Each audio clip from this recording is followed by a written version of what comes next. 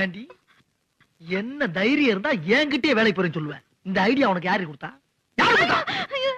பக்கத்து வீட்டுல புதுசா குடி வந்திருக்காள் அந்த மாமி கொடுத்த ஐடியாவா? இல்ல. வேற யாரு? அக்கம் பக்கத்துல குடி இருக்காளுங்களே உன் ஃப்ரெண்ட் அவ்வளவு கொடுத்த ஐடியா? ஐயோ இல்ல. வேற யாரு கொடுத்தா? நானே சிந்திச்சேன். இந்த வார் ஒரு வீட்டுல 2 பேர் சிந்திக்க கூடாது. அதே மாதிரி ஒரு வீட்டுக்கு 2 வாசப்படி கூடவே கூடாது. புருஷங்காரன் சிந்திக்கணும், பொண்டாட்டிங்கிறவாத ஃபாலோ பண்ணணும். புரியுதா? இது எத்தனை? 2.